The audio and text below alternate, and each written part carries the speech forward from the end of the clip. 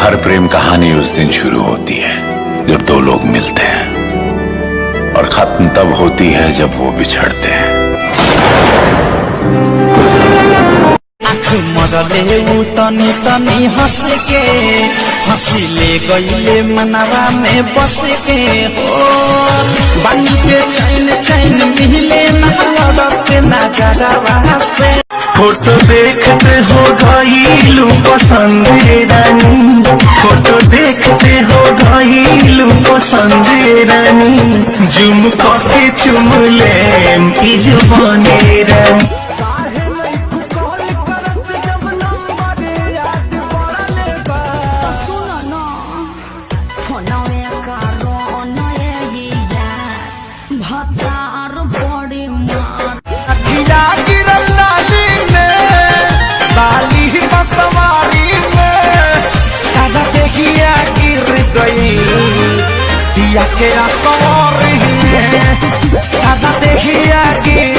गजरा मोहब्बत वाला अखियों में ऐसा डाला, गजरे ने ले ली मेरी जान। हाय रे मैं उसकी मार के जब बोले ला करे जाऊं करे जा में उतार जाला हो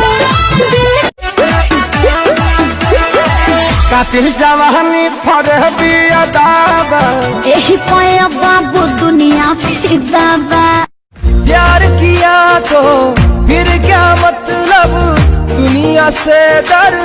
जिया राजा किसी ने टिप टॉप बोला किसी ने हिप हॉप बोला, परी नजर जो बाबू साहेब की का कहले उन्होंने लॉलीपॉप बोला।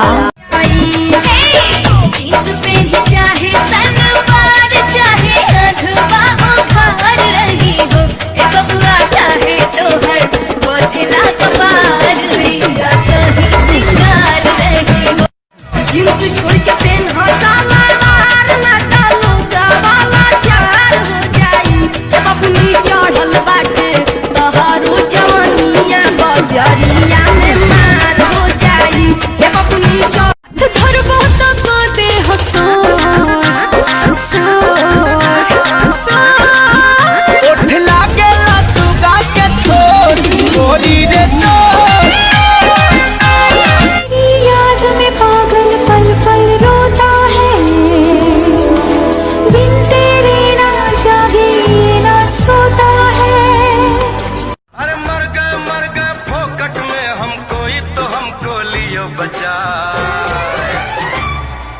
कलियों की है तू शहजादी, फूलों की मलिका कहलाए।